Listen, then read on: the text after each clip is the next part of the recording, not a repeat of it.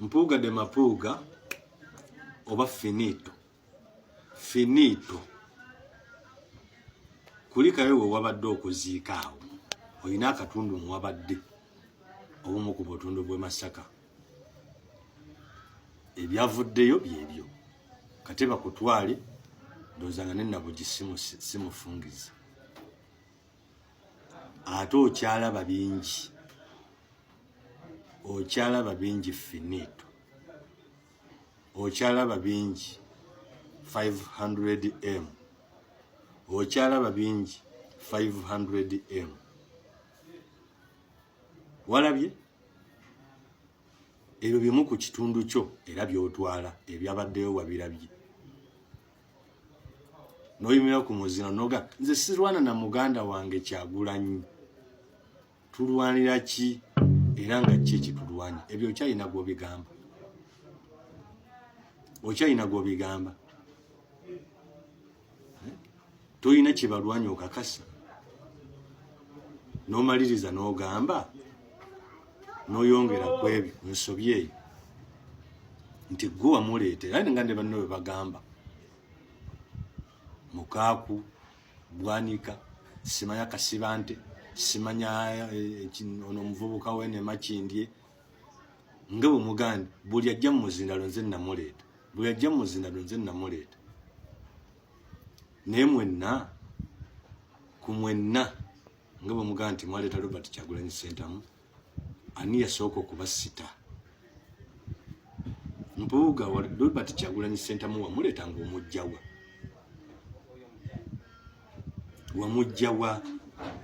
era ndowooza wawuliddeyo wabadde otudde buli omu ng'agamba nedda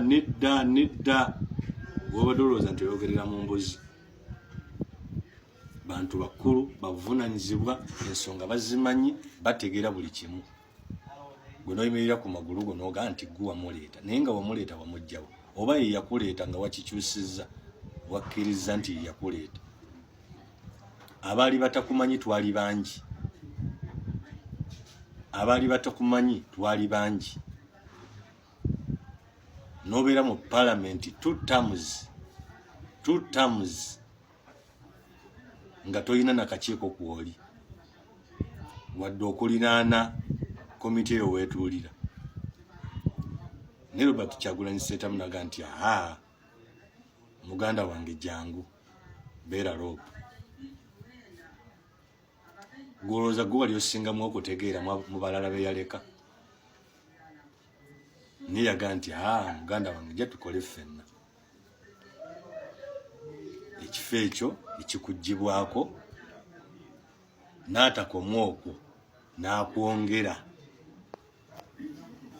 obwa komishona bwa palamenti ne bukuggyibwako n'obulemera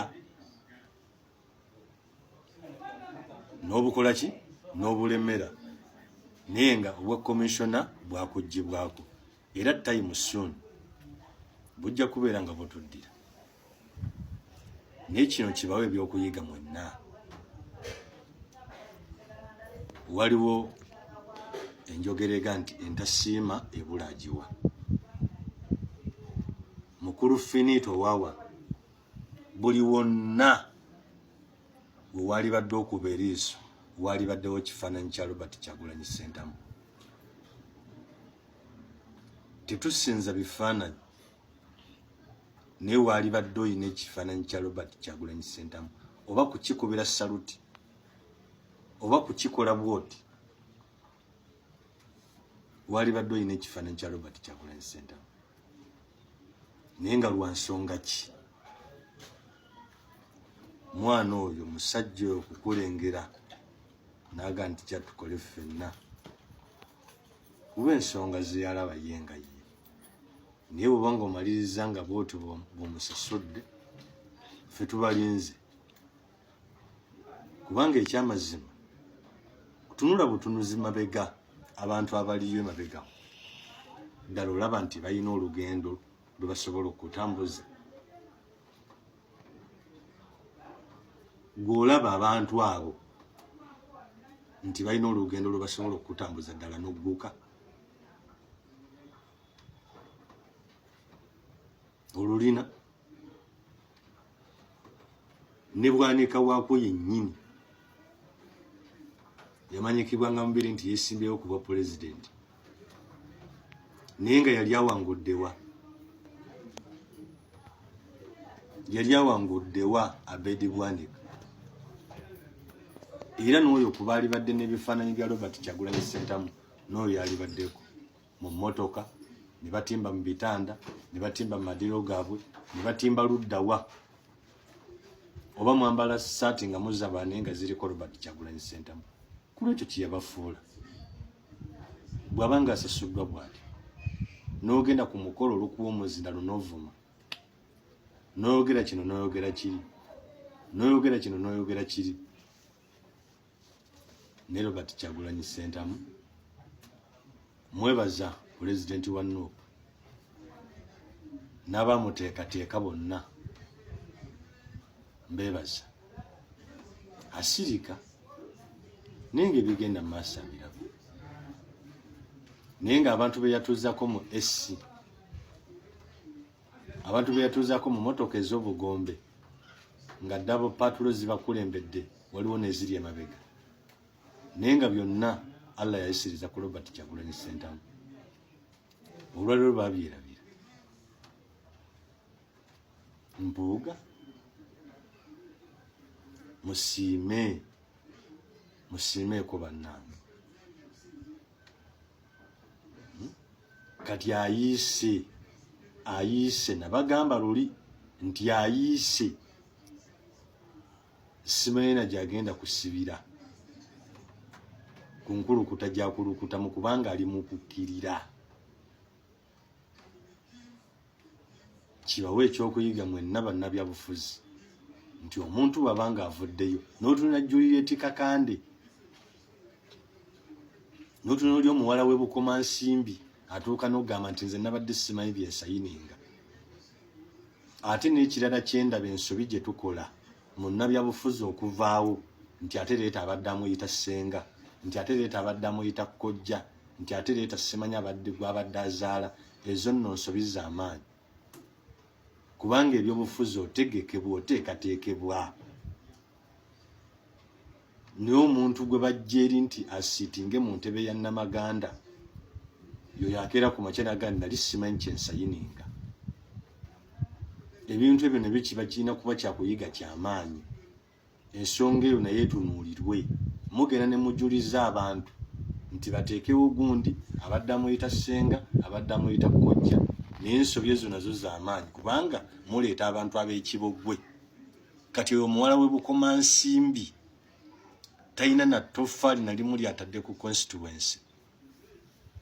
abo bonna baasiibula dda naye madamu Namaganda yafiira mu kabenje era ne bagamba tuleete muganda we e Bukomansimbi constituency agitaddeko bbulooka ki eyo ensonga nayo ngiyisizaawo nti etunuulirwe muve mu kujuliza abantu omuntu abeera omu abantu tebabeera babiri omuntu abeera omu naye ezo nazo nsobi tuzikola mu kulonda nti